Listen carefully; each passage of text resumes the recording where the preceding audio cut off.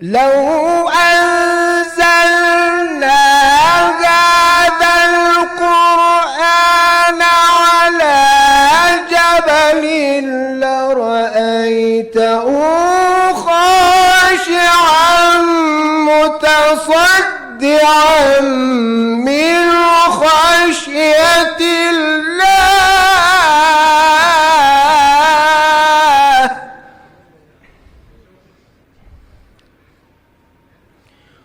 وتلك الأمثال نضربها للناس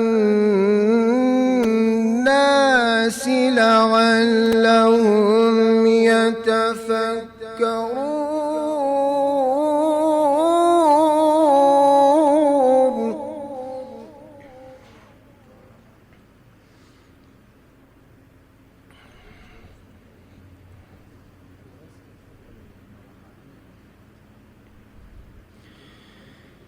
هو الله الذي لا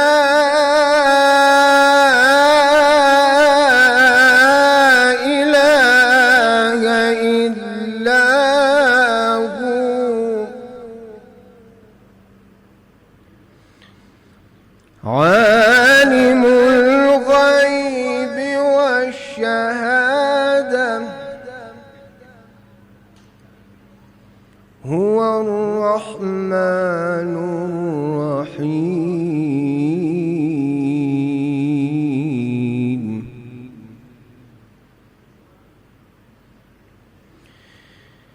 هو الله الذي لا إله إلا هو عالم الغيب والشهادة هو الرحمن الرحيم.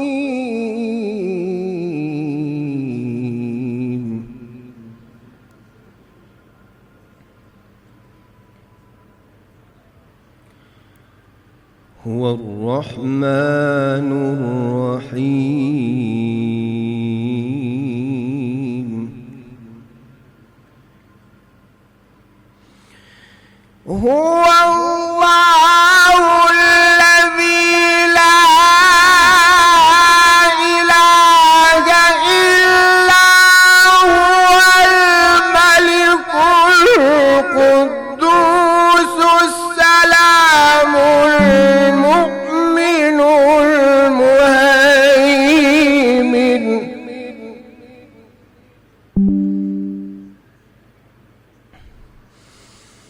السلام المؤمن المهيمن العزيز الجبار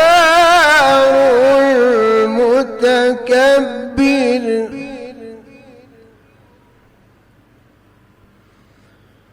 سبحان الله عما يشركون.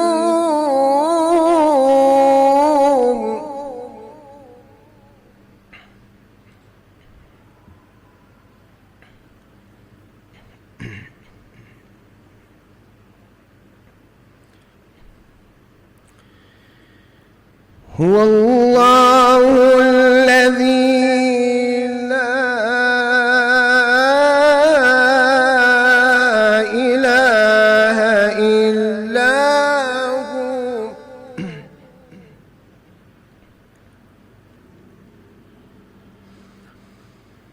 عالم الغيب والشهادة هو الرحمن الرحيم. عالم الغيب والشهادة هو الرحمن الرحيم.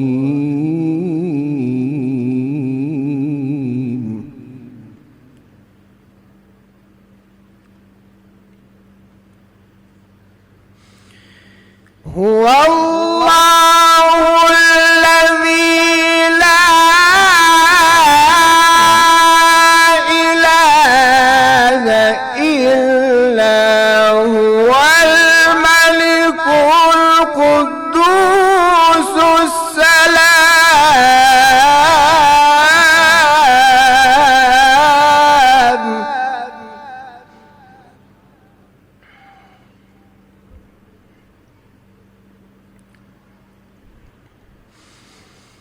الملك القدوس السلام المؤمن المهيمن العزيز الجبار المتكبر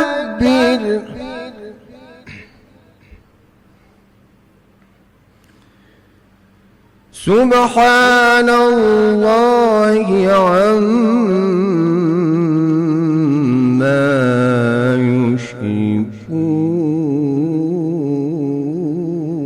يشركون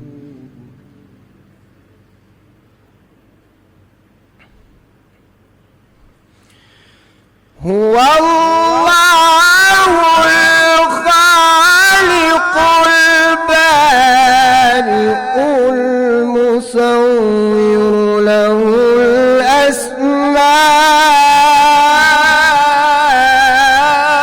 الأسماء الحسنى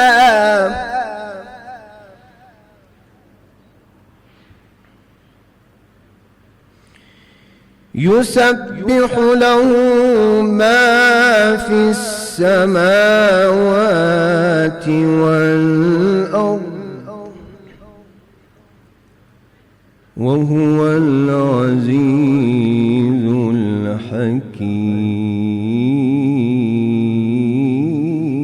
الحكيم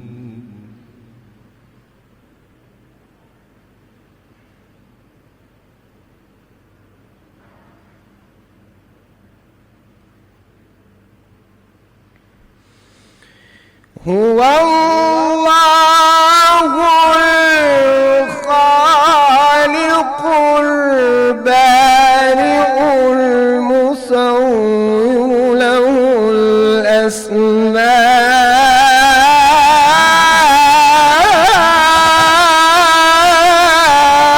الأسماء الحسنى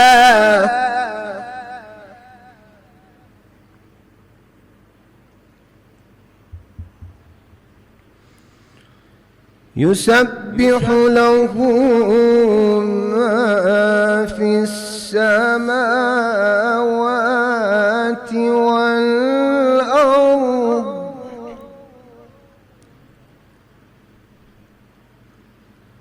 وهو العزيز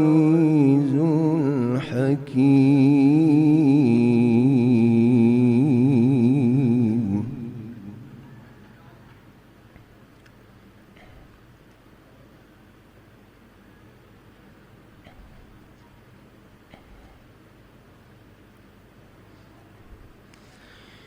بسم الله الرحمن الرحيم والضحى والليل إذا سجى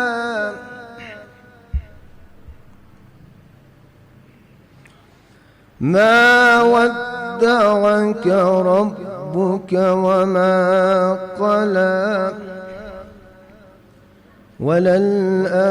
وللآخرة خير لك من الأولى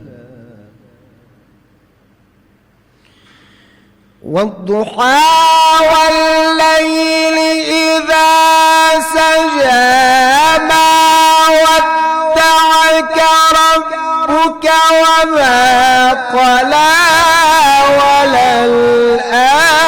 وللآخرة خير لك من الأولى ولسوف يعطيك ربك فترضى ألم يجدك يتيما فآوى ووجدك ضالا فهدى ووجدك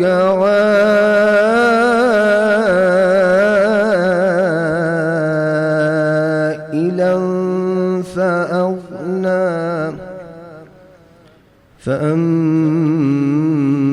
فأما اليتيم فلا تقهر وأما السائل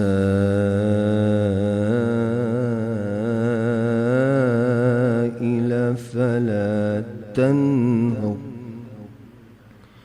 وأما بنعمة ربك فحدث صدق الله العلي العظيم. اللهم صل على محمد وآل محمد صلوات. اللهم صل على محمد. بسم الله الرحمن الحمد لله رب العالمين الرحمن الرحيم إياك نعبد وإياك نستعين صراط الذين أنعمت عليهم. بسم الله الرحمن الرحيم قل هو الله لم يكن. بسم الله الرحمن الرحيم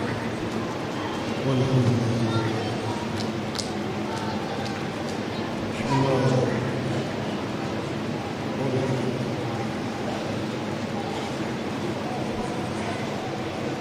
اللهم صل على محمد خدا بندے سورہ فاتحہ کا ثواب جمیع شہدائے کوئٹہ کی ارواح کو پہنچائے. تمام شہداء کے درجات کو معالی فرمائے. تمام شہداء کو جنت الفردوس اعلیٰ لواء الحمد کا سایہ نصیب فرمائے. حیدر علی صاحب بیمار ہیں، بیماری کربلا کی بیماری کا واسطہ اور شفاء کلی عطا فرمائے. ایانہ فاطمہ بیمار ہیں، پروردگار عالم سیدہ فاطمہ الزہرا صلی اللہ علیہ کی عزت و عظمت کا واسطہ اس میری بہن کو شفاء کلی عطا فرما. صابرہ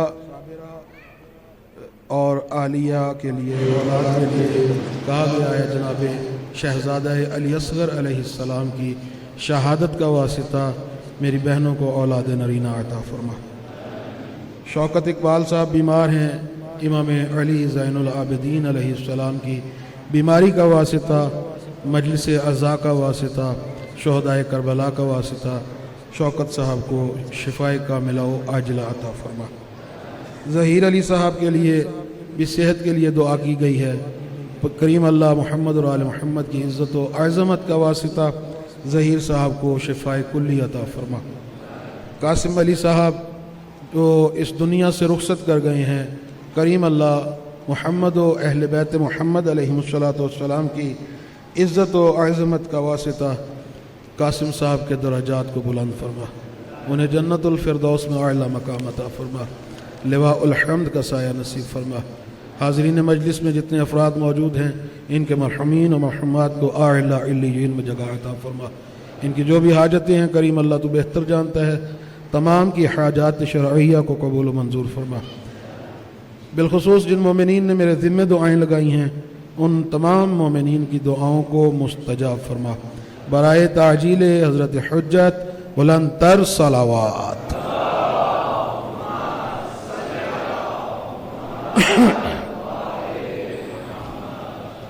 اعوذ باللہ السمیع العلیم من الشیطان اللعین الرجیم.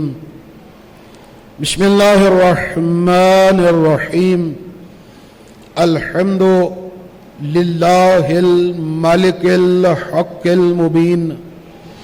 الحمد للہ الذی ہدانا لہذا وما كنا لنهتدي لولا أن هدانا الله. لقد جاءت رسل ربنا بالحق. الصلاة والسلام على الرسول المسدد المصطفى الأمجد المحمود الأحمد أبا القاسم محمد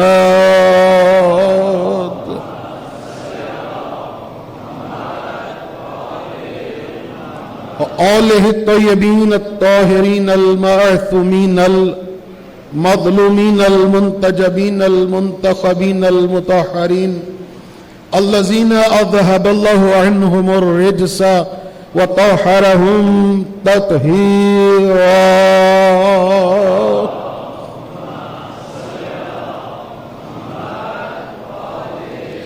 ولعنة الله أعلى أعدائهم أجمعين أما بعد فقد قال الله تبارك وتعالى في كلامه المجيد وفرقانه الحميد وهو أصدق الصادقين وقوله الحق بسم الله الرحمن الرحيم شرع لكم من الدين ما وصى به والذي أوحينا إليك وما وصينا به إبراهيم وموسى وعيسى أن أقيموا الدين ولا تتفرقوا فيه صلوات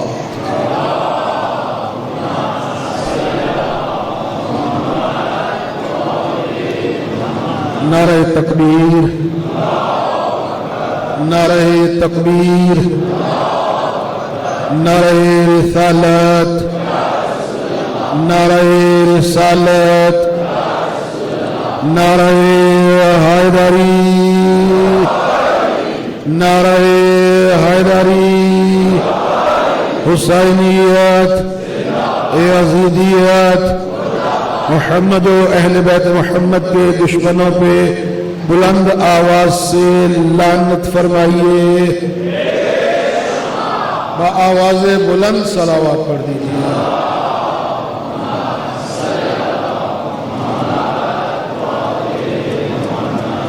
عزیزان گرامی قدر معزز سامعین اہل حضرات قرآن اور شریعت اسلام کے عنوان کے تحت آج چوتھی مجلس آپ احباب کی سماعتوں کی نظر کی جا رہی ہے ارشاد رب العزت ہو رہا ہے شرع لکم من الدین اے لوگو ہم نے تمہارے لیے دین میں شریعت کو قائم رکھا ہم نے تمہارے لیے دین میں شریعت کو رکھا پہلی شریعت پروردگار عالم نے حضرت نوح علیہ السلام کو عطا کی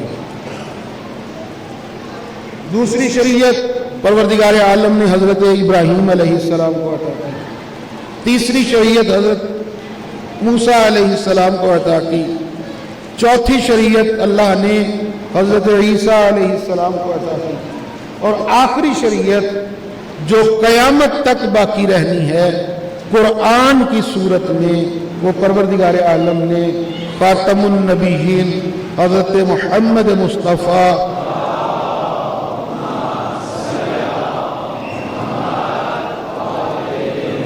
صلی اللہ علیہ وآلہ وسلم کی کو عطا کی قرآن کی صورت میں قیامت تک آنے والی انسانیت کی ہدایت کے لیے اب قیامت تک جو بھی انسان کو شرعی حوالے سے کسی چیز کی مشکل پیش آئے گی کسی مشکل کا سامنا کرنا پڑے گا تو اس کو اس مشکل کا حل قرآن سے ملے گا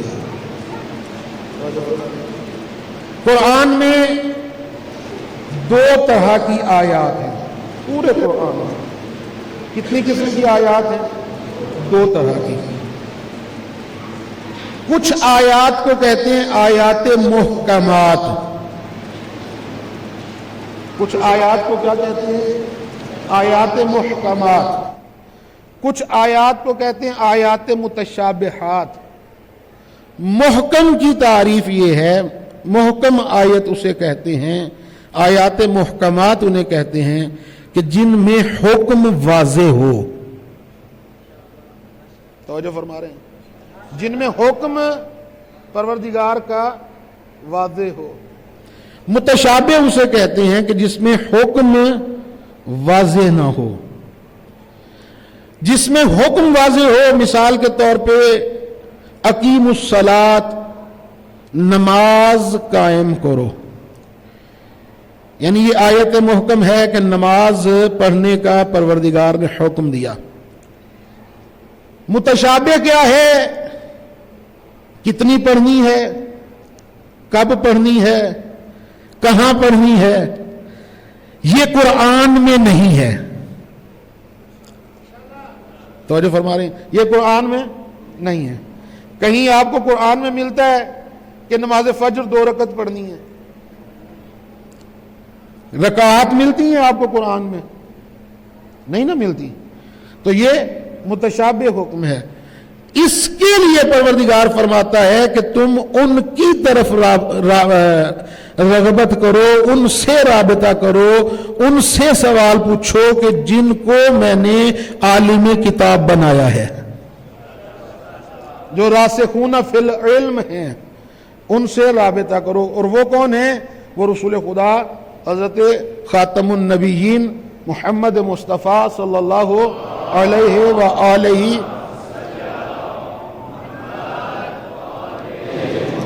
وسلم ہیں، ان کی ذات مبارک ہے.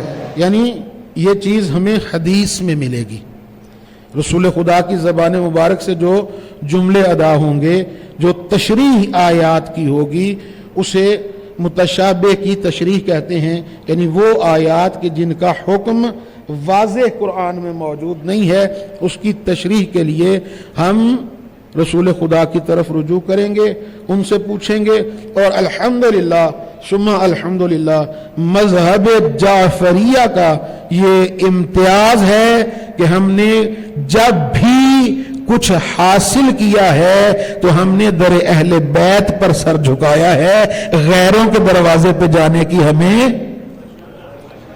احتیاج نہیں ہوئی.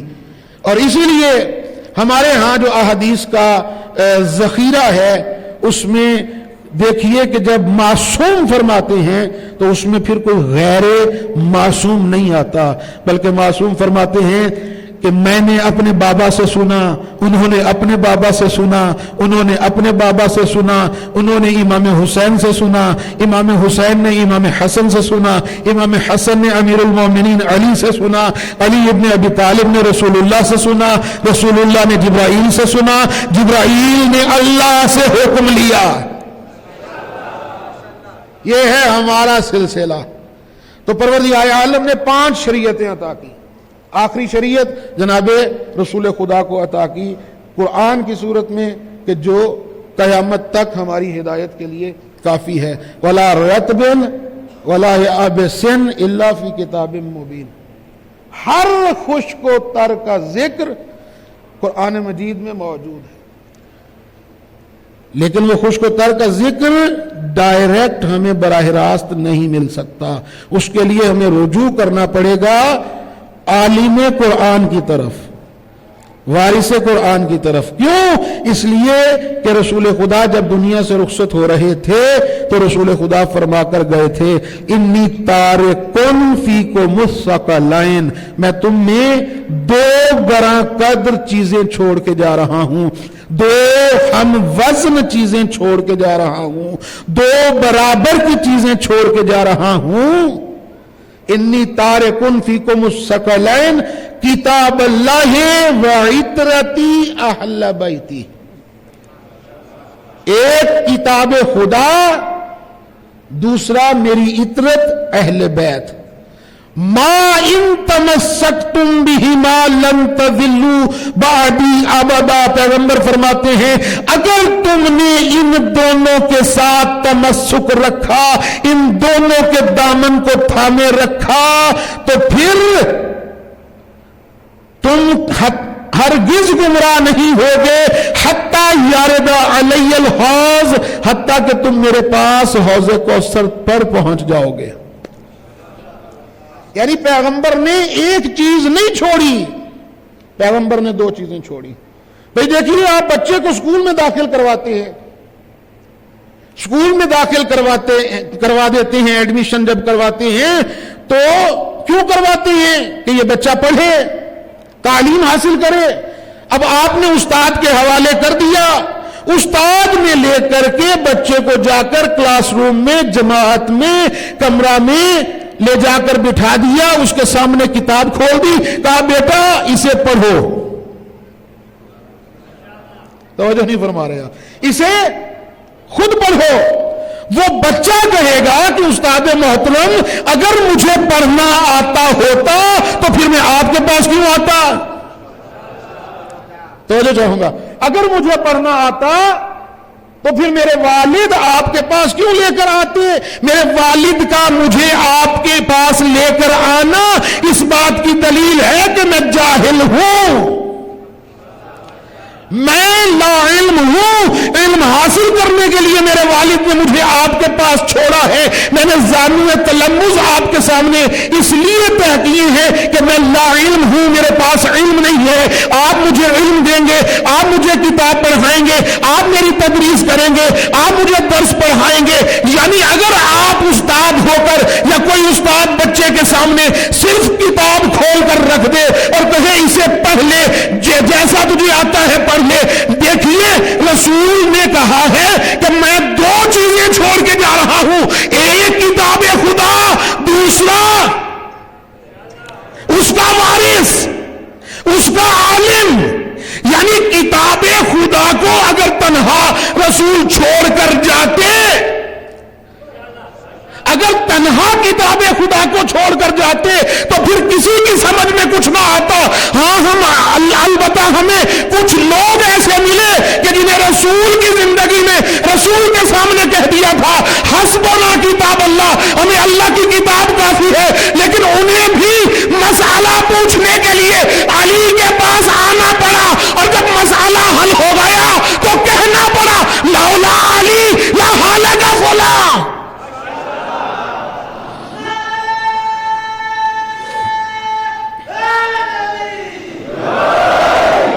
اگر علی نہ ہوتے تو میں ہلاک ہو جاتا. تو عزیزان گرامی قدر یہ شریعتیں اللہ نے اسی لیے عطا کی کہ انسان کی ہدایت ہو سکے. اور جتنی شریعتیں پروردگار عالم نے عطا کی، کوئی شریعت پروردگار عالم نے بغیر وسیلے کے عطا نہیں کی. میں موضوع کی طرف آ گیا. کوئی بھی شریعت، 5 شریعتوں میں سے کوئی شریعت پروردگار عالم نے بغیر وسیلہ نہیں دی، رسول کے وسیلے سے شریعت عطا کی. جناب نوح علیہ السلام کو شریعت عطا کی تو ڈائریکٹ عطا نہیں کی، یعنی وہ شریعت انسانوں کو ڈائریکٹ عطا نہیں کی بلکہ جناب نوح کے وسیلے سے عطا کی. جناب ابراہیم کو عطا کی، انسانوں کو ڈائریکٹ نہیں دی بلکہ جناب ابراہیم کے وسیلے سے عطا کی. اسی طرح ہر رسول کے وسیلے سے پروردگار نے شریعت دی.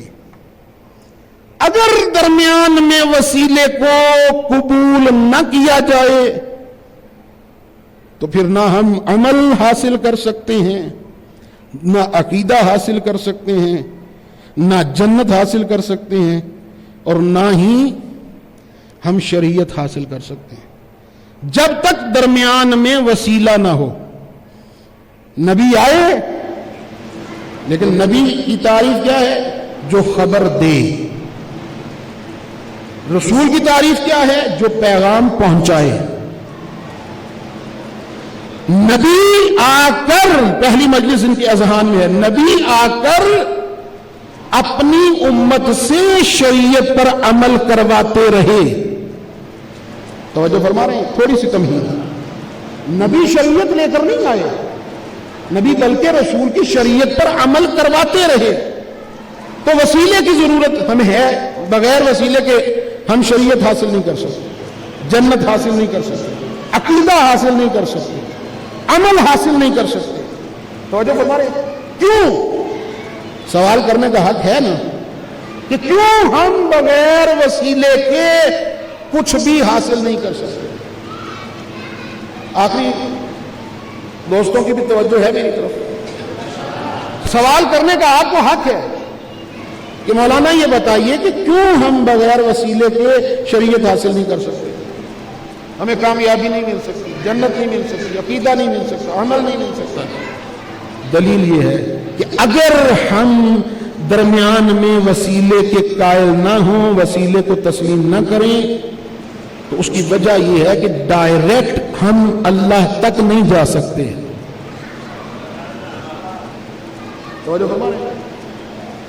کیوں؟ اس لیے کہ اللہ جسم و جسمانیت نہیں رکھتا کہ وہ ہم تک آ جائے۔ ہم مادیت میں اتنے گھرے ہوئے ہیں کہ ہم اللہ تک نہیں جا سکتے۔ توجہ فرما رہے ہیں؟ اللہ ہم تک نہیں آ سکتا کہ ہم تک آ جائے اور ڈائریکٹ ہمیں نصاب دے دے، شریعت دے دے، اور ہم مادیت میں گناہوں میں اتنے آلودہ ہیں کہ ہم اللہ تک نہیں جا سکتے۔ اب درمیان میں ایک وسیلے کی ضرورت ہے۔ توجہ نہیں فرما رہے آپ؟ اب درمیان میں ایک وسیلے کی ضرورت ہے کہ جو ادھر سے لے ادھر دے۔ میں تمہید ختم کر رہا ہوں۔ درمیان میں وسیلے کی ضرورت ہے۔ ہم ڈائریکٹ اللہ تک نہیں جا سکتے، نہ اللہ ہم تک آ سکتا ہے۔ کیوں؟ اس لیے کہ وہ جسم نہیں رکھتا۔ ہاں، ہم کوشش کر کے اللہ تک نہیں جا سکتے، البتہ کوشش کر کے اللہ کے گھر چلے جاتے ہیں۔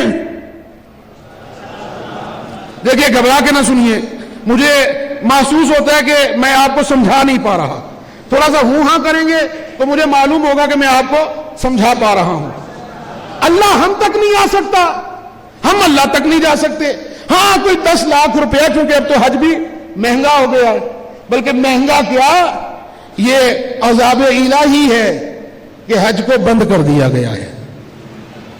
اس مرتبہ سوائے ان کے اپنے ملک کے باشندوں کے کوئی دوسرا مسلمان حج نہیں کر سکتا۔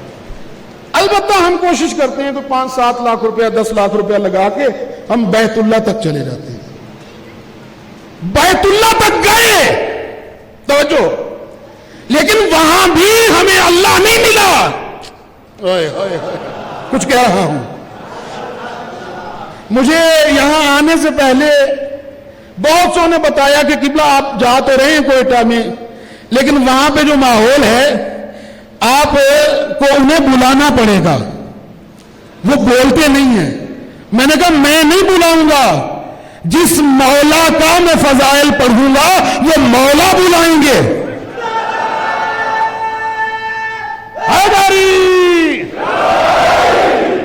تو انشاءاللہ بولیں گے ہم۔ کیوں؟ اس لیے کہ علی کے نام پہ تو گونگے بھی بولنے لگ جاتے ہیں۔ ہمارے تو دہن میں اللہ نے زبان دی ہے، انشاءاللہ بولیں گے ہم۔ تو اللہ نہیں ملا وہاں پہ۔ بیت اللہ میں گئے، اللہ کے گھر گئے، لیکن پھر بھی ہمیں اللہ نہیں ملا۔ لیکن اس گھر کی ہم تعظیم کرتے ہیں۔ توجہ عزیزان محترم، پہلا جملہ آپ کی خدمت میں پیش کرنے جا رہا ہوں۔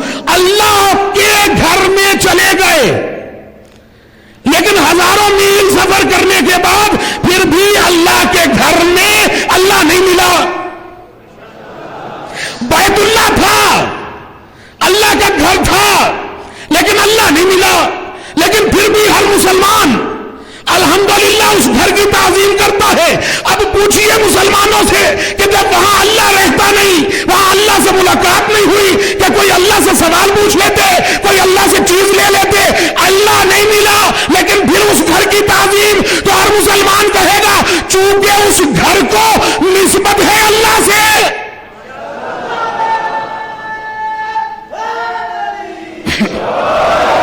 جملہ لیجئے، چونکہ اس گھر کو نسبت ہے اللہ سے، اس لیے وہ گھر لائق تعظیم ہو گیا۔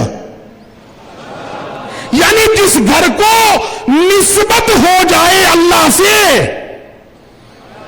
اگرچہ اس میں اللہ نہ رہتا ہو، وہ لائق تعظیم ہو جاتا ہے، لائق عظمت ہو جاتا ہے، اس کا تقدس واجب ہو جاتا ہے، اگرچہ اس میں اللہ نہ رہتا ہو۔ اب جملہ ضائع کیا تو مجھے دکھ ہوگا۔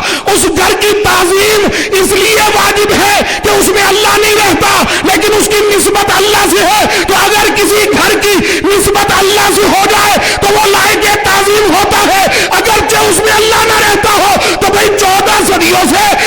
یہی تو کہتے آ رہے ہیں کہ زری میں اگرچہ حسین نہیں ہے لیکن اس کی نسبت حسین سے ہے.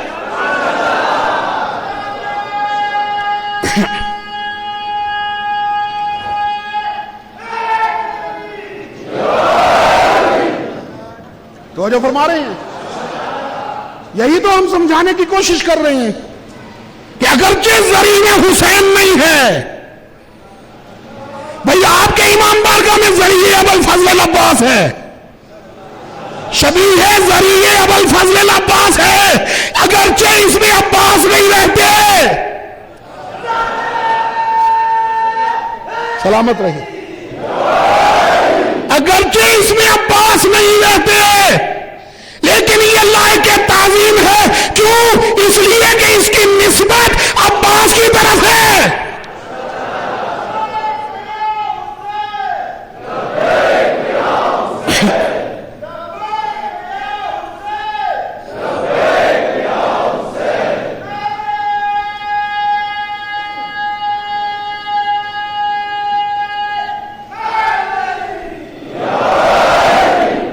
توجہ فرما رہے ہیں جناب محترم.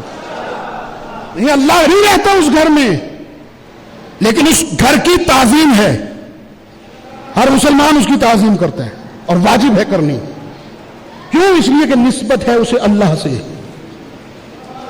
اسی طرح زری میں حسین نہیں رہتے، زری میں ابوالفضل العباس نہیں رہتے، زری میں رسول اللہ نہیں رہتے،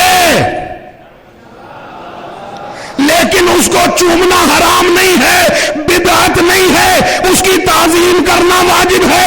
ہم گئے اللہ کے گھر میں، اللہ کے بیت میں، وہاں اللہ نہیں ملا، لیجیے تحفہ لے کے جائیے، اللہ نہیں ملا. ہاں البتہ ہمیں وہاں ایک دیوار نظر آئی.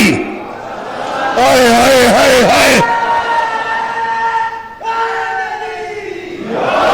وہاں ہمیں ایک دیوار نظر آئی، اس دیوار میں ایک درار نظر آئی کہ اللہ نے کہا تم آؤ گے یہاں میں تو ملوں گا نہیں لیکن دیوار میں در بنا کر میں نہیں اپنا ولی بلا لوں گا. تھوڑی سی آواز کھولیے، آواز کھولیے تھوڑی سی. میں نہیں ملوں گا لیکن دیوار میں در بنا کر اللہ نہیں ولی اللہ کو بلا لوں گا. اور زانے کرام یہ قدر سنیے جملہ، اللہ نے کہا میں نہیں ملوں گا لیکن دیوار میں در بنا کر اللہ نہیں ولی اللہ آئے گا. اور 1400 برس گزر گئے، 1400 برس کے بعد بھی آج تک دنیا اس دیوار کی درار کو کبھی سیمنٹ لگاتی ہے، کبھی چاندی لگاتی ہے، کبھی سونا لگاتی ہے، کبھی پتھر لگاتی ہے، لیکن 1400 برس کے بعد بھی دنیا فاطمہ بنت اسد کے داخلے کو، علی کی ماں کی آمد کو روک نہیں سکی.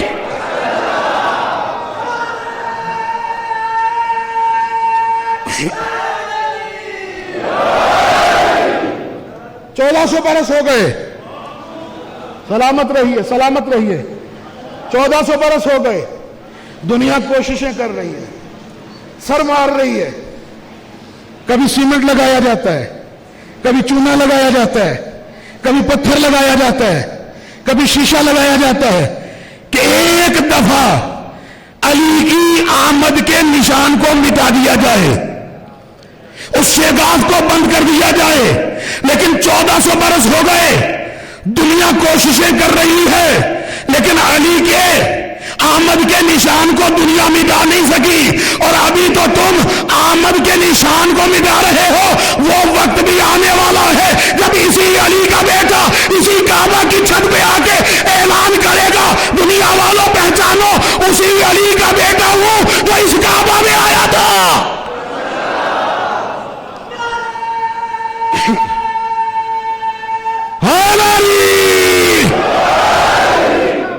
ہمارے ازانے محترم، علی کی آمد کے نشان کو دنیا 1400 برس ہو گئے مٹا نہیں سکی. اللہم صلی علی. تو وسیلے کی ضرورت ہے. جب تک وسیلہ نہیں ہوگا اس وقت تک ہم شریعت حاصل نہیں کر سکتے.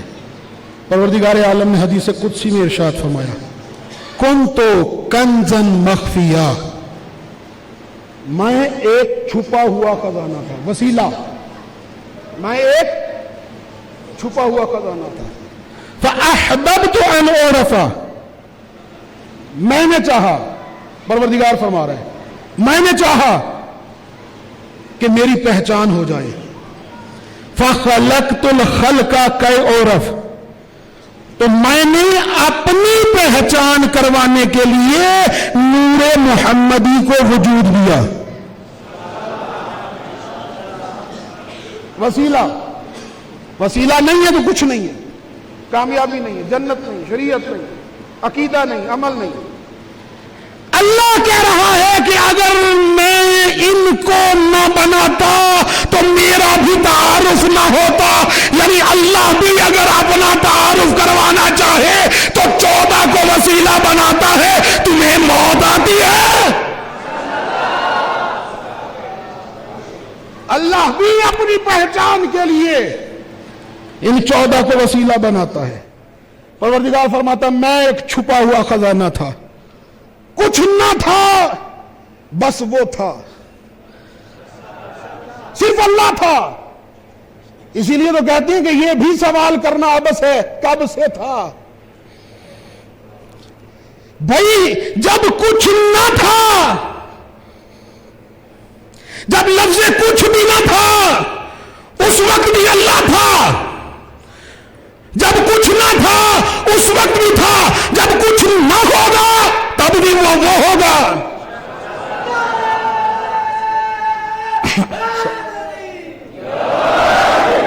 اس نے کہا میں چھپا ہوا خزانہ تھا، میں نے چاہا لوگ مجھے پہچانے.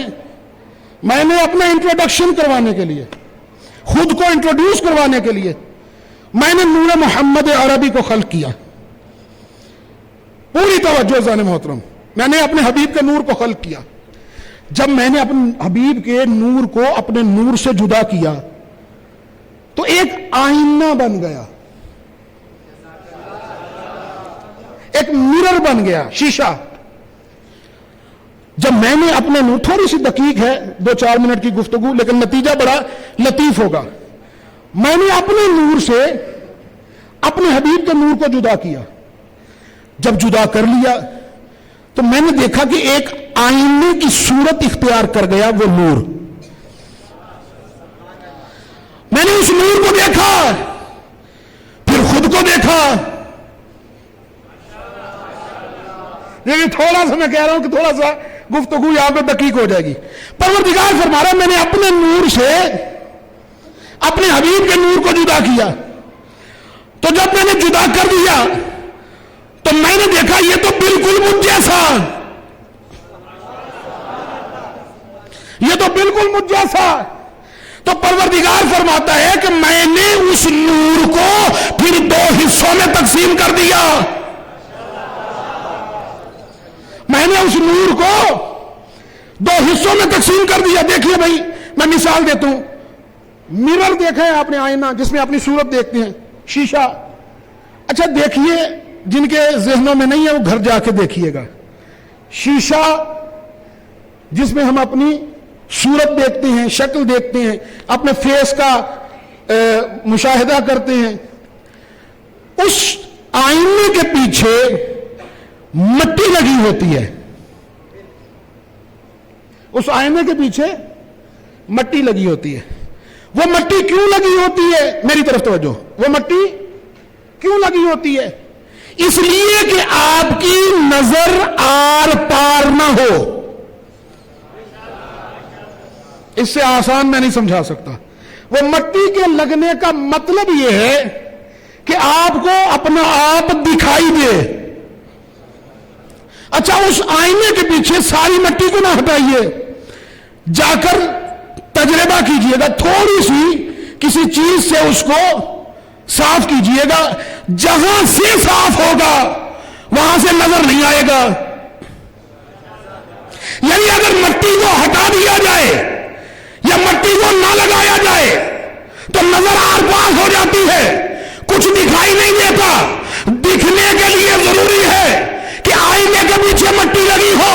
अल्लाह ने कहा मैंने अपने नूर से अपने हबीब के नूर को जुदा किया, मैंने सामने से देखा, मुझे हूबहू अपने जैसा लगा। तवज्जो नहीं फरमा रहे जाने मोहतरम। अल्लाह कहता है मैंने सामने से देखा, मुझे अपने जैसा लगा, मैंने उस नूर को दो हिस्सों में तकसीम कर दिया। क्यों? इसलिए कि वो भी एक था, मैं भी एक था। मैंने उस नूर को दो हिस्सों में तकसीम कर दिया। अब जुमला लीजिए और दुआ में याद रखिए, अल्लाह ने कहा मैंने सामने से देखा, मुझे अपने जैसा लगा। बंदों ने जब नबी इस दुनिया में बशर बनकर आए, बशरियत के लिबास में बंदों ने पीछे से देखा तो बंदों ने कहा हम जैसा। अल्लाह ने सामने से देखा, अल्लाह ने नूर देखा, अल्लाह ने कहा मुझ जैसा। बंदों ने लिबास बशरियत में देखा, बंदों ने कहा हम जैसा। तो अल्लाह ने उस नूर को दो हिस्सों में तकसीम कर दिया। इसीलिए रसूल ने फरमाया था या अली अना व अली मिन नूर वाहिद, मैं और अली एक ही नूर के दो हिस्से हैं। तो जब हमारे तो मैंने उस नूर को दो हिस्सों में तकसीम कर दिया। जनाब आदम ने परवरदिगार की बारगाह में हाथों को उठा दिया, परवरदिगार मैं उस नूर की ज़ियारत करना चाहता हूं जिसकी वजह से मेरी तौबा कबूल हुई। तो जो है मैं उस नूर की ज़ियारत करना चाहता हूं जिस नूर की वजह से मेरी तौबा कबूल हुई। परवरदिगार आलम ने उस नूर को जनाब आदम की पेशानी में मुंतकिल कर दिया। जनाब आदम की पेशानी में मुंतकिल कर दिया। जनाब आदम ने फिर हाथों को उठा दिया, परवरदिगार मैं उस नूर को देखना चाहता हूं। परवरदिगार ने फिर उस नूर को आदम के दोनों हाथों के पैरों में मुंतकिल कर दिया। फिर आदम के हाथ की 5 उंगलियों में मुंतकिल किया, फिर दोनों हाथों के 14 पैरों में मुंतकिल किया। यानी अल्लाह ने बताया आदम पहले ये नूर 1 था, फिर ये नूर 2 हुआ, फिर ये नूर 5 हुआ, फिर ये नूर 14 हो गया। ये 14 वसीले जो अल्लाह ने हमें दिए कि इन 14 को इख्तियार करो, और इन 14 को अल्लाह ने एक जैसा बनाया। तो जो ही नहीं फरमा रहे आप, इन 14 को अल्लाह ने एक जैसा बनाया। ना इनकी सूरत जुदा, ना इनकी सीरत जुदा, ना इनका खून जुदा, ना इनका गोश्त जुदा। इसीलिए नबी ने फरमाया था अव्वलोना मोहम्मद व आखिरोना मोहम्मद व औसतोना मोहम्मद व कुल्लोना मोहम्मद। अब जुमला लीजिए, नबी ने फरमाया हमारा पहला भी मोहम्मद, हमारा आखिरी भी मोहम्मद, हमारा दरमियान वाला भी मोहम्मद, हम सब के सब मोहम्मद। एक शख्स अली के मासूम के पास आ गया और आकर कहा कि ऐ मासूम यब्ना रसूलिल्लाह, फर्जंदे रसूल, आपके नाना ने यह हदीस फरमाई हमारा पहला भी मोहम्मद, हमारा आखिरी भी मोहम्मद, हमारा दरमियान वाला भी मोहम्मद, हम सब कुल के कुल मोहम्मद। ये क्यों नहीं फरमाया हमारा पहला भी अली, हमारा आखिरी भी अली, हमारा दरमियान वाला भी अली, हम सब के सब अली। मासूम ने जुमला इरशाद फरमाया, मौला फरमाते इसलिए मेरे नाना ने यह नहीं कहा कि हम सब के सब अली, कि जब दुनिया से गदीर का एक अली बर्दाश्त ना हो सका तो 14 कैसे बर्दाश्त करते।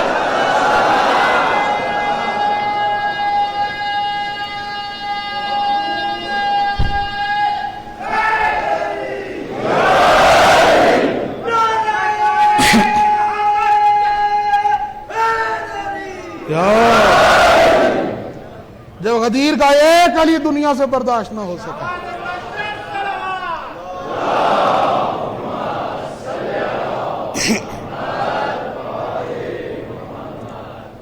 जब गदीर का एक अली दुनिया से बर्दाश्त ना हो सका तो दुनिया 14 अली कैसे बर्दाश्त करती। توجہ فرما رہے ہیں اذان محترم؟ تو اللہ نے یہ 14 وسیلے بنائے، 14 ایک جیسے، اور اذان گرامی قدر اربوں لوگوں کو اللہ نے خلق کیا، اربوں انسانوں کو۔ آپ جا کر دیکھیے، کوئی ایک بھی دوسرے سے نہیں ملتا۔ آپ مشاہدہ کیجیے، آپ بیٹھے ہیں، چلیے اسی حال میں ہی تجربہ کر لیجیے، کوئی ایک دوسرے سے نہیں ملتا، اربوں انسان۔ آپ میں سے کوئی اٹھے اور اٹھ کر کہے نقوی صاحب یہ کیا کہہ رہے ہیں، آئیے ہم آپ کو دکھاتے ہیں، فلاں بندہ فلاں بندے سے ملتا ہے۔ میں کہوں گا جناب آپ بجا فرما رہے ہیں، لیکن پھر بھی اللہ نے سب کو مختلف بنایا، ایک دوسرے سے نہیں ملتا، ہر ایک دوسرے سے جدا ہے۔ کیوں؟ اس لیے کہ اگر کہیں پہ کوئی ایک دوسرے کا ہم شکل مل بھی جائے تو پھر بھی یہ قاعدہ کلیہ یاد رکھیے گا کہ اربوں انسان اللہ نے بنائے، اربوں انسان کے فنگر پرنٹ ایک دوسرے سے الگ بنائے۔ فنگر پرنٹ اربوں انسانوں کے ایک دوسرے سے جدا بنائے، اور جب بھی مجرم کو پکڑا جاتا ہے تو اس کے فنگر پرنٹ سے پکڑا جاتا ہے، فنگر پرنٹ سے ٹریس ہوتا ہے۔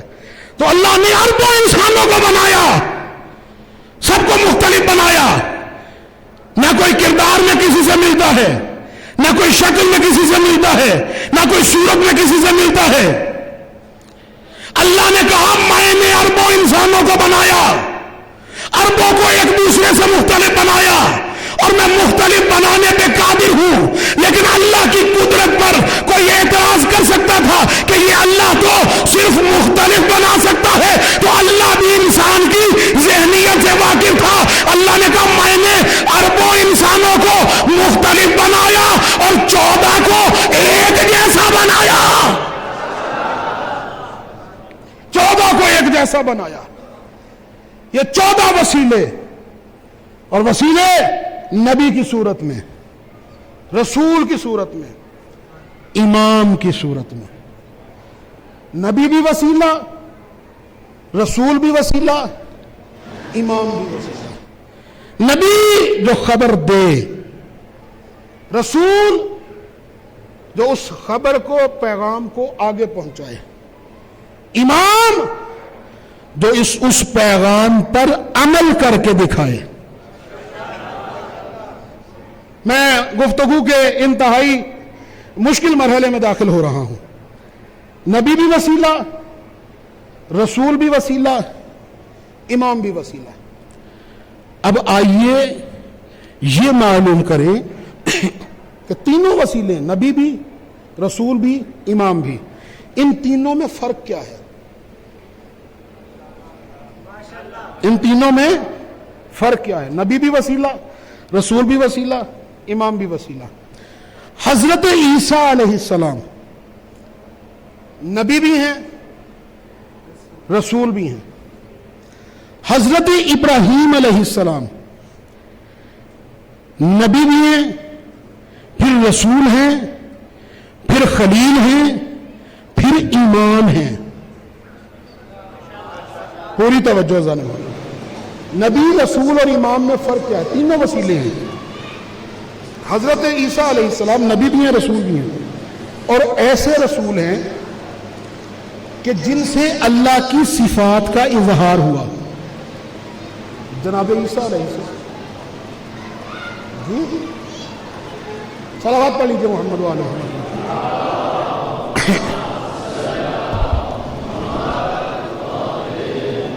تھوڑی سی زحمت کیجئے، آگے آگے آ جائیے تاکہ پیچھے آنے والوں کو جو ہے وہ جگہ مل سکے۔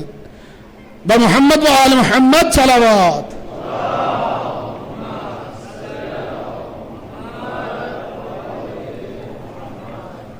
بار دیگر صلوات۔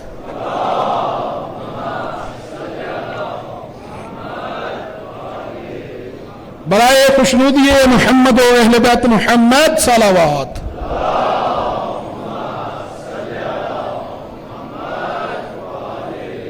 برائے تعجیل حضرت حجت بلند تر صلوات۔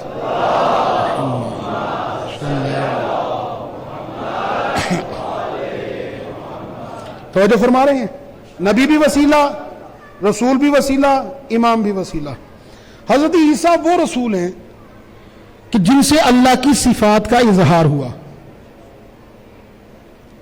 مظہر صفات الہیہ، یعنی مردوں کو زندہ کرتے ہیں، نابیناؤں کو بینائی دیتے ہیں، کوڑیوں کو شفا دیتے ہیں، مبروس لوگوں کو شفا دیتے ہیں۔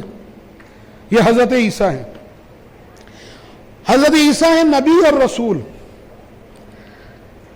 حضرت ابراہیم علیہ السلام، سورہ بقرہ، وَإِذِ ابْتَلَىٰ إِبْرَاهِيمَ رَبُّهُ بِكَلِمَاتٍ، پروردگار نے جناب ابراہیم کو چند کلمات سے آزمایا۔ پہلے نبی ہیں، پھر رسول ہیں، پھر اللہ نے خلت عطا کی، اپنا دوست بنایا، پھر چند کلمات سے آزمایا۔ فَأَتَمَّهُنَّ، ابراہیم کامیاب ہو گئے۔ آواز پروردگار قَالَ إِنِّي جَاعِلُكَ لِلنَّاسِ إِمَامًا، ابراہیم آپ امتحان میں کامیاب ہوئے، اب ہم نے آپ کو لوگوں کا امام بنا دیا۔ ابراہیم علیہ السلام نبی بھی ہیں، رسول بھی ہیں، اور رسالت کے عہدے کے ساتھ ساتھ ابراہیم علیہ السلام امامت کا عہدہ بھی رکھتے ہیں۔ اب آئیے حضرت عیسیٰ علیہ السلام کی طرف۔ سورہ آل عمران میں اللہ نے جناب عیسیٰ کا ایک عمل نقل کیا۔ نبی، رسول اور امام میں فرق کیا ہے یہ ذہن میں رکھیے گا۔ پروردگار فرماتا ہے جناب عیسیٰ کا ایک عمل، جناب عیسیٰ کہتے ہیں کہ انی اخلق لکم من الطین، کہ میں زمین سے، ایک ایک لفظ پر توجہ، میں زمین سے مٹی اٹھاتا تھا، مٹی سے پرندے کی صورت بناتا تھا۔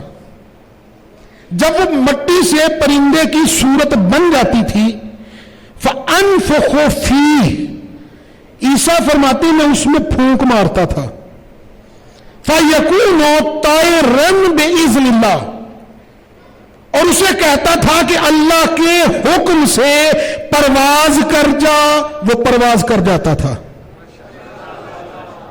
نبی میں، رسول میں اور امام میں فرق کیا ہے؟ جناب عیسیٰ نبی ہیں اور رسول ہیں۔ کہتے ہیں میں زمین سے مٹی اٹھاتا تھا، مٹی سے پرندے کی صورت بناتا تھا، جب وہ صورت مکمل ہو جاتی تھی میں اس میں پھونک مارتا تھا، جب پھونک مارتا تھا تو پھر کہتا تھا اللہ کے حکم سے، اللہ کے اذن سے اڑ جا، وہ اڑ جاتا تھا۔ یعنی عیسیٰ رسول ہیں۔ اب آئیے ابراہیم کی طرف۔ جناب ابراہیم سورہ بقرہ میں پروردگار سے فرماتے ہیں رب ارنی کیف تحیی الموتى، پروردگار مجھے دکھا کہ تو مردوں کو کیسے زندہ کرتا ہے۔ نبی، رسول اور امام میں فرق کیا ہے؟ مجھے دکھا، میں دیکھنا چاہتا ہوں تو مردوں کو کیسے زندہ کرتا ہے۔ قالا، آواز پروردگار ہے اولم تؤمن، کیا تجھے ایمان نہیں ہے؟ کیا تجھے ہم پر ایمان نہیں ہے کہ ہم مردوں کو زندہ کرتے ہیں؟ قال بلا، پروردگار ایمان تو ہے، ولیکن لیطمئن قلبی، دل میں اطمینان نہیں ہے۔ کیا ہے نبی، رسول اور امام؟ جناب ابراہیم تین عہدے ہیں جناب ابراہیم کے پاس، نبوت، رسالت، امامت۔ پروردگار ایمان تو ہے لیکن دل میں اطمینان نہیں ہے۔ میں بار بار دوہرا رہا ہوں، ایمان تو ہے لیکن دل میں اطمینان نہیں ہے۔ عہدہ امامت رکھتے ہیں لیکن فرماتے ہیں ایمان تو ہے لیکن دل میں اطمینان نہیں ہے۔ ابراہیم سے کہا تمہیں لوگوں کا امام بناتا ہوں، یعنی جو اس دور میں لوگ تھے، توجہ نہیں فرما رہے، جو اس وقت لوگ تھے ان کے امام تھے ابراہیم۔ ابراہیم کہتے ہیں دل میں اطمینان نہیں ہے۔ جو لوگوں کا ایمان ہو، جو لوگوں کا ایمان ہو اس کے دل میں اطمینان نہیں ہوتا۔ جو کائنات کا امام ہو وہ علی کہتے ہیں لو کاشف الغطا لما مزدد تو یقینا، اگر آسمان سے پردوں کو ہٹا دیا جائے علی کے یقین میں اضافہ نہیں ہو سکتا.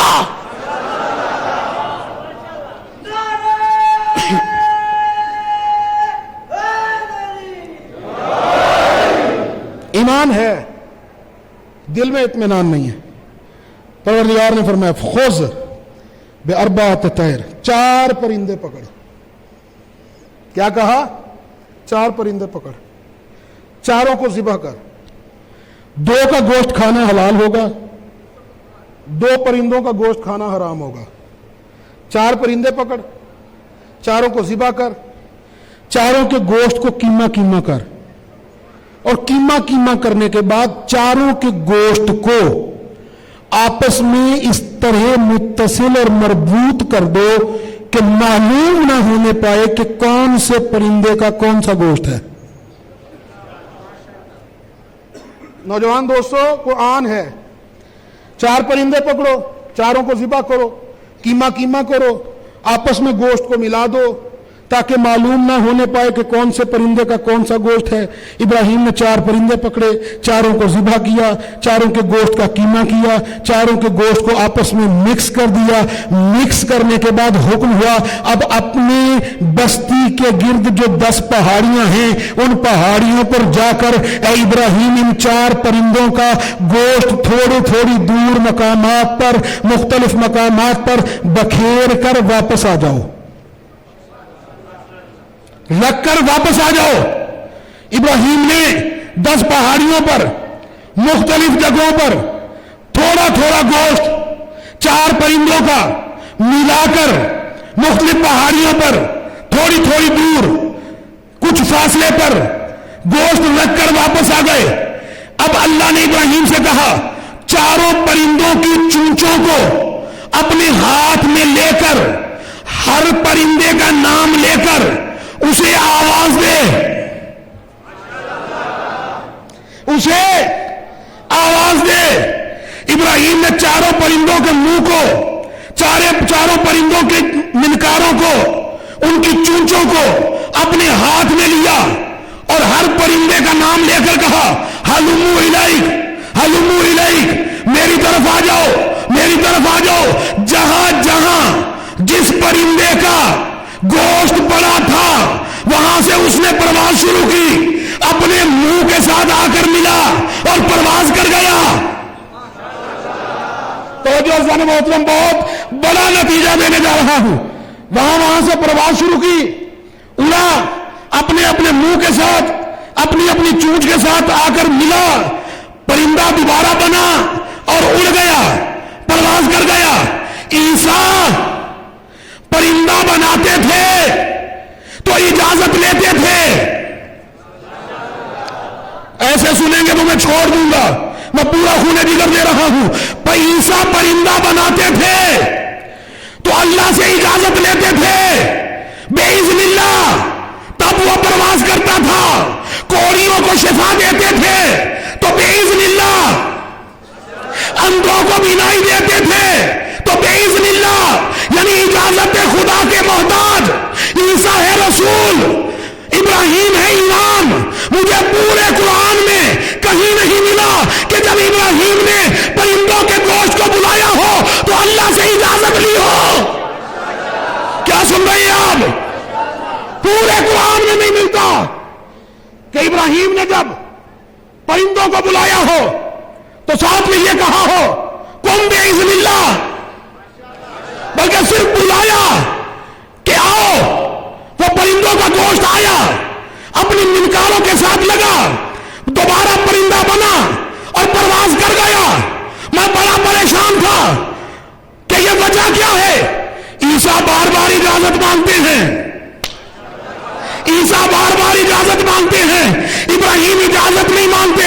وجہ کیا ہے؟ چھٹے امام کی بارگاہ میں حاضر ہوا، مولا وجہ کیا ہے؟ عیسیٰ بار بار اجازت مانگتا ہے، ابراہیم اجازت نہیں مانگتا. تو مولا نے مسکرا کر کہا عیسیٰ کو اجازت مانگنے کی اس لیے ضرورت تھی کہ عیسیٰ کے صلب میں ہمارا نور نہیں تھا. ابراہیم کو اجازت مانگنے کی ضرورت اس لیے نہیں تھی کہ ابراہیم کے صلب میں ہمارا نور تھا. ابراہیم ارادہ کرتے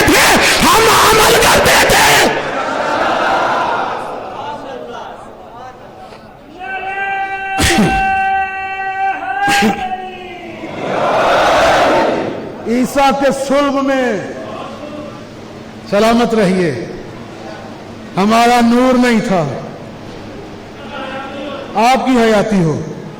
عیسیٰ کے صلب میں ہمارا نور نہیں تھا۔ نتیجہ لیجئے، نبی میں، رسول میں اور امام میں فرق کیا ہے؟ نتیجہ دینے جا رہا ہوں اور پورے عشرے پہ بھاری نتیجہ ہوگا۔ نبی رسول اور امام میں فرق کیا ہے؟ عیسیٰ رسول، ابراہیم رسول بھی، امام بھی۔ عیسیٰ کو بار بار اجازت مانگنے کی ضرورت اس لیے تھی کہ اس کے صلب میں ہم آل محمد کا نور نہیں تھا۔ ابراہیم کو اجازت بار بار مانگنے کی ضرورت اس لیے نہیں تھی کہ ابراہیم کے صلب میں ہم آل محمد کا نور تھا۔ ابراہیم بس ارادہ کرتے تھے، ہم 14 عمل کرتے تھے۔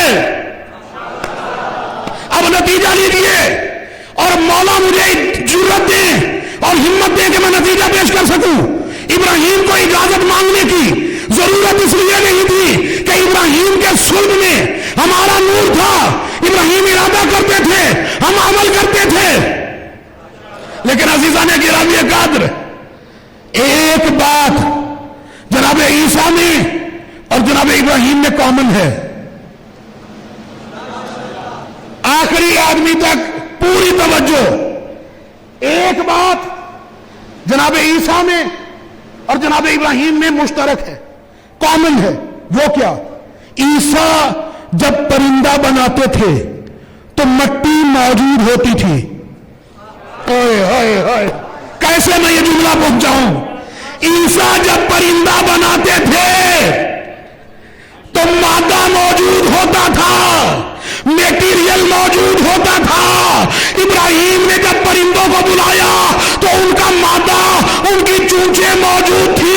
یعنی لفظ بدل کر کہوں کہ عیسیٰ شے سے شے بناتے تھے، ابراہیم شے سے شے بناتے تھے۔ اس ایمان کا اقتدار کیا ہوگا؟ 8واں ایمان، مامون کا دربار، جادوگر گستاخی کرے، ایمان متنبع کرے۔ جب وہ جادوگر نہ رکا، امام نے دیوار پر بنی شیر کی تصویر کی طرف فقط دیکھا۔ اوئے ہائے،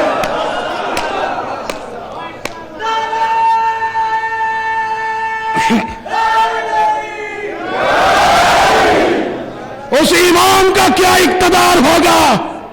سلامتی، اس ایمان کا کیا اقتدار ہوگا؟ 8واں ایمان، عیسیٰ شے سے شے بنائے۔ اسد صاحب میری طرف دیکھیے، عیسیٰ شے سے شے بنائے، ابراہیم شے سے شے بنائے۔ 8واں ایمان کیا اقتدار ہوگا؟ مامون کا دربار، جادوگر مسلسل گستاخی کر رہا ہے، امام بار بار منع کر رہے ہیں، باز آ جا، رک جا، ہمیں پہچان، ہمیں پہچان۔ جادوگر نہیں رک رہا، امام نے دربار میں دیوار پر بنی ہوئی شیر کی طرف نہیں، شیر کی تصویر کی طرف فقط دیکھا۔ وہ جو لا شے تھا، شے بن کر آ گیا۔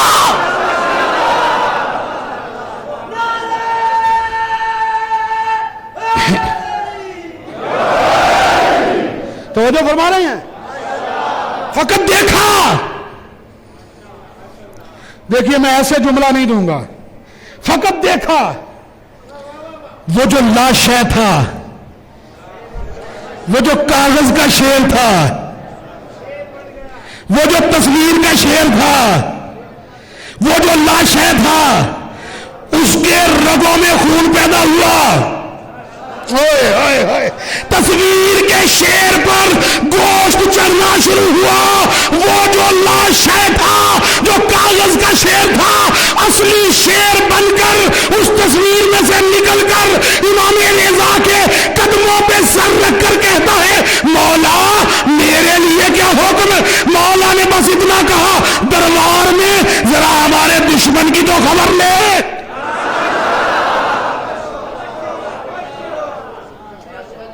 دربار میں ذرا ہمارے دشمن کی تو خبر لے۔ یہ جملہ اس سے بھی وزنی آ رہا ہے، دربار میں علل الشرائع میں یہ موجود ہے، ہماری تمام کتب میں یہ موجود ہے۔ ذرا دشمن کے دربار میں ہمارے دشمن کی خبر تو لے، وہ شیر اس طرف بڑھا جس طرف جادوگر کھڑے تھے، جس طرف جادوگر کھڑے تھے، پوری ذمہ داری کے ساتھ۔ یہاں پہ بھی لائبریری ہے، بکس پڑھی ہوں گی، کوئی بھی مناقب کی کتاب اٹھائیے، اس میں یہ واقعہ مل جائے گا۔ شیر جادوگروں کی طرف بڑھا، میری طرف توجہ، جادوگروں کی طرف بڑھا۔ تاریخ کہتی ہے اتنی صفائی سے شیر نے جادوگروں کو نگلا کہ فرش پر خون کا قطرہ بھی نہیں گرنے دیا۔ اتنی صفائی سے جادوگروں کو نگلا کہ زمین پر خون کا ایک قطرہ بھی نہیں گرنے دیا۔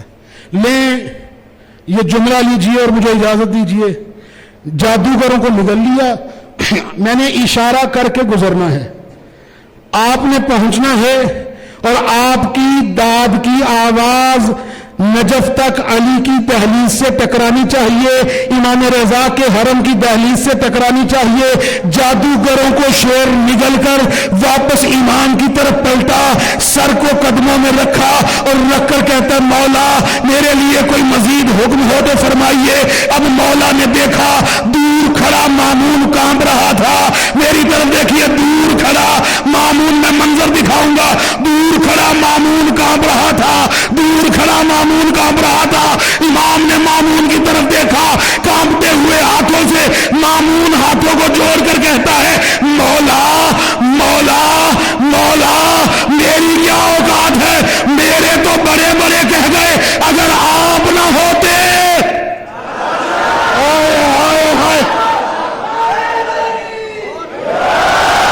اس طرح نہیں کل ایمان نعرہ حیدری۔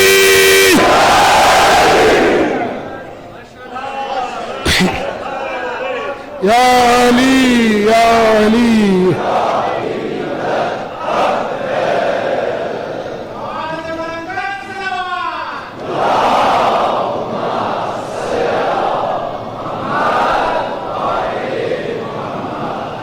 کیا فرما رہے ہیں؟ میری کیا اوقات ہے، میرے تو بڑے بڑے کہہ گئے، اگر آپ نہ ہوتے۔ دشمنی علی کا نتیجہ ہے کربلا، اجرکم علی اللہ۔ میں نے کیا کہا؟ کربلا دشمنی علی کا نتیجہ ہے۔ امیر المومنین سے اگر دشمنی نہ ہوتی نا تو کربلا برپا نہ ہوتی۔ دلیل مانگیے، دلیل ہے، شام کے تخت پر شرابی بیٹھا ہے، تخت کی سیڑھی پر مظلوم کربلا کا سر مبارک پڑا ہے، خضران کی چھڑی سے دندان مبارک پر گستاخی کرتے ہوئے کہتا ہے یہ بدر کا بدلہ ہے۔ سن لیا آپ نے، یہ احد کا بدلہ ہے۔ نہ برپا ہوتی کربلا اگر ان کو دشمنی نہ ہوتی مولا امیر سے۔ شب عاشور رونے کی باتیں ہیں، کچھ دن باقی ہیں نبی کے گھر کے اجڑنے میں۔ میں ہر روز آپ سے گزارش کرتا ہوں خدا را شرما کے نہ رویا کریں، ایسے رویا کریں جیسے بوڑھی ماں جوان بیٹے کے لاشے پہ روتی ہے۔ اور آپ تو لاشیں اٹھا چکے ہیں، شہداء کے وارث ہیں نا، آپ تو لاشیں اٹھا چکے ہیں، آپ تو لاشوں پہ بیٹھ چکے ہیں، آپ کو تو ہم سے زیادہ اس چیز کا علم ہے کہ لاشوں کو کیسے اٹھایا جاتا ہے۔ لیکن آپ پھر بھی خوش قسمت ہیں کہ آپ نے لاشیں اٹھا لیے. کتنا غریب ہے سید سجاد کہ باپ کا، بھائی کا، بیٹوں کے لاشیں پڑے تھے، قیدی بنا کے کریم سے گزار دیا گیا. اجرکم علی الزہرا، اجرکم علی اللہ. شب عاشور علی کی علی بیٹی اپنے 2 چھوٹے چھوٹے بچوں کو خیمے میں لے کر بیٹھی ہیں، جناب اون محمد کو، اور وصیتیں کر رہی ہیں. بی بی میرے بیٹو اون محمد، دیکھو تمہارے ماموں پہ بڑا مشکل وقت آ گیا ہے. کل جب سب شہید ہو رہے ہو نا، تو تم اپنے آپ کو پیچھے نہ رکھنا، اپنے آپ کو ماموں پہ قربان کر دینا. جو رونے کے لیے بیٹھے ہو سنیے گا بی بی کی وصیت بچوں سے. بی بی فرماتی ہیں اون محمد، تم جعفر طیار کے پوتے ہو، حیدر کرار کے نواسے ہو. کل جب ماموں اجازت دینا تو لڑتے ہوئے دشمن کو بتانا کہ علی ایسے لڑتے تھے. اب اگلا جملہ سنیے. بی بی فرماتی ہے میرے بیٹو اون محمد، کل جب لڑتے لڑتے میدان سے فرات پر جانا تو دیکھو پانی نہ پینا، سکینہ پیاسی ہے. اجرکم علی الزہرا. عزاداران مظلوم کربلا، یہ وہ شہادت ہے کہ جو مجھے پڑھتے ہوئے بڑی تکلیف ہوتی ہے، اور میں بڑی مشکل سے اس شہادت کو پڑھتا ہوں. مولا سے دعا کرتا ہوں منبر پہ بیٹھ کے، مولا مجھے اتنی ہمت دیں کہ میں یہ شہادت شہزادی کے بچوں کی پڑھ سکوں. اون محمد، جب لڑتے لڑتے فرات میں گھوڑے ڈالو اور ٹھنڈے پانی کی ٹھنڈک محسوس کرو تو پانی نہ پینا، حسین کا اصغر پیاسا ہے. شب عاشور گزری، روز عاشور طلوع ہوا، روز عاشور نمودار ہوا. جناب زینب عالیہ نے جناب عباس کو اور جناب علی اکبر کو اپنے خیمے میں بلایا. خیمے میں بلا کر جناب علی اکبر سے کہا اور جناب عباس سے، علی اکبر، عباس، میں تم دونوں کو اپنے حق کا واسطہ دے کے کہتی ہوں، میں جو کچھ کہوں تم نے منع نہیں کرنا. یہ کہہ کر جناب علی اکبر سے کہا اکبر خیمے کی زمین پر بیٹھ جاؤ. جو رونے کے لیے بیٹھے ہو خیمے کی زمین پر بیٹھ جاؤ. علی اکبر خیمے کی زمین پر بیٹھ گئے. سنیے گا جملہ. جناب عباس سے کہا عباس اون کو تم گود میں لو، محمد کو میں گود میں لیتی ہوں. جناب عباس نے اون کو گود میں لیا، جناب زینب عالیہ نے محمد کو گود میں لیا، اور دونوں نے علی اکبر کے گرد چکر لگانا شروع کیا، علی اکبر کے گرد طواف کرنا شروع کیا.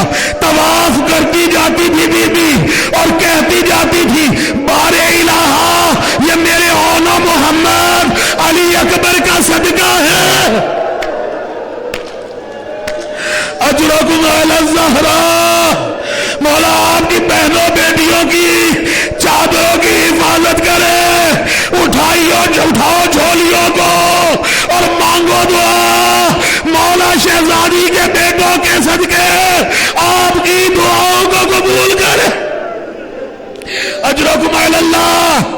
طواف کرتی جاتی ہے اور کہتی جاتی ہے بار الہ یہ میرے دونوں بیٹے علی اکبر کا صدقہ ہے.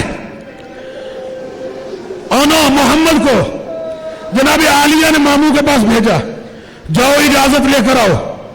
امام حسین کے پاس گئے، اجازت نہیں ملی، واپس آ گئے، خیمے کے باہر بیٹھ گئے. کچھ دیر گزری، شہزادی نے دیکھا میرے بچے نہیں آئے. خیمے سے باہر دیکھا، دونوں घुटनों पे सर रख के बैठे हैं। शहजादी ने बुलाया, कहा ओनो मोहम्मद मैं दूध नहीं बख्शूंगी, मैं दूध नहीं बख्शूंगी जब तक तुमने अपनी जान मामू पे कुर्बान न की। दोनों बच्चों ने छोटे छोटे हाथ जोड़कर कहा, अम्मा हम जब भी जाते हैं मामू इजाजत नहीं देते, कहते मैं कैसे इजाजत दूं, तुम मेरी बहन के बेटे हो। हुसैन को बुलाया, कहा भैया मेरे बेटों को इजाजत दो, मुख्तसर करूं। दोनों बच्चों को इजाजत मिली, घोड़ों पर बैठे हमला किया। ऐसे लड़े जैसे जाफर तैयार लड़ते थे, जैसे हैदर कर्रार लड़ते थे। अब सुनेंगे जो रोने के लिए बैठे हो। दौड़ लड़ते लड़ते फुरात में घोड़े डाले, फुरात में घोड़े डाले। जब ठंडे पानी की ठंडक महसूस हुई तो छोटा भाई बड़े भाई से कहता है, भैया पानी ना पीना, अम्मा ने मना किया था, सकीना प्यासी है। बड़ा भाई छोटे भाई से कहता है, ए भैया मैं पानी नहीं पीने लगा, मैं तो सोच रहा था काश सकीना का मशकीज़ा ले आते। अजरो कमाल अल्लाह, काश बहन सकीना का मशकीज़ा ले आते, थोड़ा सा पानी खैमे में चला जाता। जैसे प्यासे गए थे वैसे प्यासे लौटे, फिर हमला शुरू किया। जब हमला शुरू किया, ये हरामजादा उमर इब्न साद कहता है, तुम एक एक करके क्यों लड़ रहे हो, ये अली के पोते हैं, ये अली के नवासे हैं, हुसैन के भांजे हैं, अब्बास के भांजे हैं, सब मिलके एक बार हमला करो। अज़ादारों सब ने मिलकर हमला किया। अज़ादारों दोनों बच्चे हमले की जद में आकर जख्मी होकर घोड़ों से गिरे। जख्मी होकर घोड़ों से गिरते हुए छोटे छोटे हाथ उठाकर कहा, मामू हुसैन हमारी मदद करो। अजरो कमाल अल्लाह, मामू हुसैन हमारी मदद को। मौला ने जनाब अब्बास को साथ लिया, दोनों बच्चों के लाशों पे आए। अब मेरी तरफ देखिए, जिनके छोटे छोटे बच्चे हैं, अगर मेरी माएं बहनें सुन रही हैं, अगर उनके छोटे छोटे बच्चे हैं तो सुनिएगा। जैसे ही हुसैन मौला पहुंचे जनाब अब्बास को लेकर ओनो मोहम्मद के लाशे पर, भाई मेरी तरफ देखिए, जैसे ही पहुंचे ना, दोनों बच्चों ने यकबारगी एक ही वक्त में अपनी खून आलूद हाथ उठाए मामू हुसैन की तरफ और कहा, मामू आप वक्त के इमाम हैं, आप जानते हैं हमने पानी नहीं पिया, अम्मा से कहिएगा हमने पानी नहीं पिया, अम्मा से कहिएगा हमने पानी नहीं पिया। एक बच्चे को अब्बास ने उठाया, दूसरे को हुसैन ने उठाया, खैमा ज़ैनब में लेकर आए।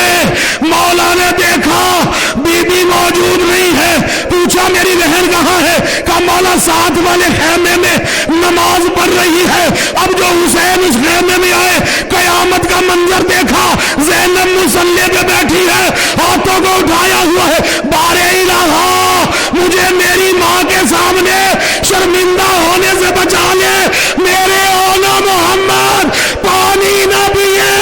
हुसैन ने कहा, ज़ैनब मैं इमाम वक्त होके गवाही देता हूँ, तेरे बच्चों ने पानी नहीं पिया।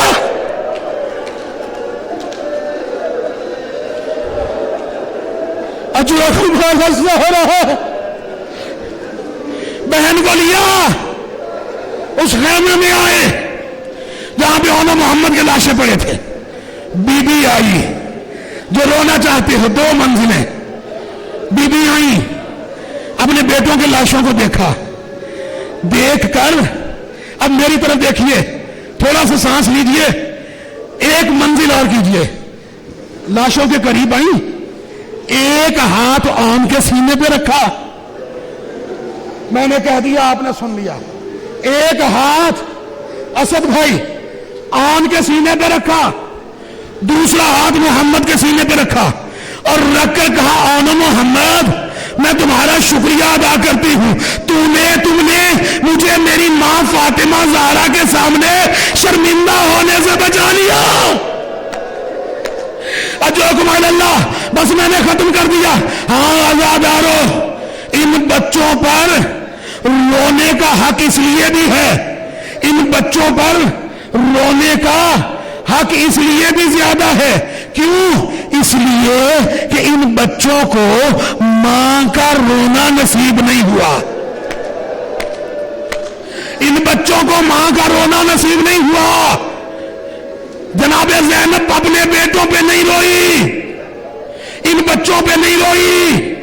شام کے قید خانے سے جب رہائی ملی اور بی بی کو ایک مکان دیا گیا، بی بی سے شام کی عورتیں تعزیت کرنے کے لیے آئیں تو ان عورتوں میں سے ایک عورت نے دیکھا اگر دل دکھے تو مجھے معاف کیجیے گا اور اللہ مجھے طاقت دے میں یہ جملہ کہہ سکوں، ایک شام کی عورت نے دیکھا کہ ہر بی بی کے گود میں کسی نہ کسی شہید کا سر ہے۔ جناب ام کلثوم کی گود میں جناب عباس کا سر ہے، جناب لیلا کی گود میں علی اکبر کا سر ہے، جناب ام فروا کی گود میں جناب قاسم کا سر ہے، جناب رباب کی گود میں جناب علی اصغر کا سر ہے، جناب زینب کی گود میں امام حسین کا سر ہے۔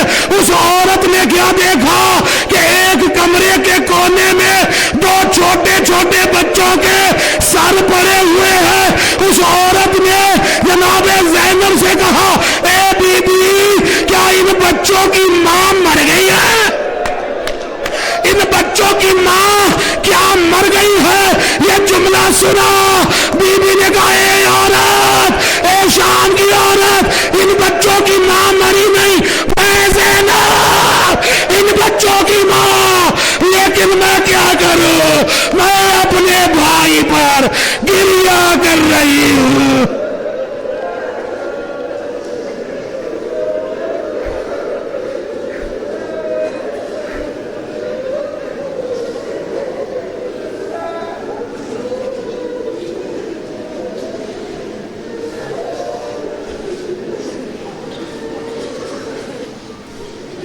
انا للہ و انا الیہ راجعون۔ کریم اللہ محمد اور آل محمد کی عزت و عظمت کا واسطہ، شہیدان کربلا کا واسطہ، اسیران کوفہ و شام کا واسطہ، جس خلوص و عقیدت کے ساتھ مجلس اعزاء میں فضائل و مصائب محمد و اہل بیت محمد علیہم الصلاۃ والسلام بیان کیے ہیں، اسے اپنی بارگاہ میں قبول و منظور فرما۔ جہاں جہاں سے مومنین مجلس اعزاء میں شرکت کے لیے تشریف لائے ہیں، میرے مالک ان کا آنا اپنی بارگاہ میں قبول فرما۔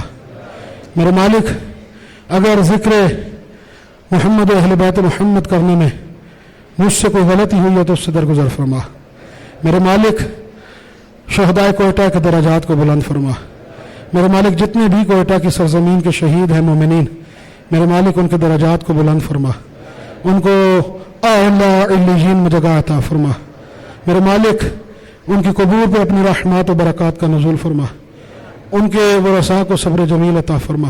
میرے مالک محمد اور آل محمد کی عزت و عظمت کا واسطہ جو مومنین بیمار ہیں انہیں شفاء کلی عطا فرما، جو مومنات بیمار ہیں انہیں شفاء کلی عطا فرما، جو مومنین و مومنات بے اولاد ہیں انہیں اولاد نرینہ عطا فرما، جو مومنین مقروض ہیں ان کے قرض کو خزانے غیب سے ادا فرما۔ میرے مالک جو بے روزگار ہیں انہیں روزگار عطا فرما، جو تنگ دست ہیں ان کی تنگ دستی کو دور فرما۔ کسی بھی قسم کی شرعی حاجت جو بھی مومن رکھتا ہے اس کی حاجت کو قبول و منظور فرما۔ میرے مالک سیرت معصومین علیہم الصلاۃ والسلام پر عمل کرنے کی توفیق عطا فرما۔ میرے مالک جتنے بھی احباب موجود ہیں، میرے مالک ان کے عزت میں، بخت میں، رزق میں اضافہ فرما۔ میرے مالک اس پر آشوب دور میں خواتین کے پردوں کو محفوظ فرما۔ ہمارے بھائی عرفان صاحب ان کی بچی بیمار ہے، انہیں اس بچی کو شفاء کلی عطا فرما۔ لالا محمد علی صاحب شہید اعلی اللہ مقامہ اور دیگر شہداء تمام کے درجات کو بلند فرما۔ میرے مالک ہماری دعاؤں کو مستجاب فرما۔ میرے مالک آخری امام سرکار حجت صاحب العصر والزمان عجل اللہ فرجہ الشریف کے ظہور میں تعجیل فرما، آخری امام کے جانثاروں میں شمار فرما، سوائے غم مظلوم کربلا دنیا کا کوئی غم نہ دکھا۔ اللہم صلی علی محمد وآل محمد وعجل فرج آل محمد۔ ماتم حسین۔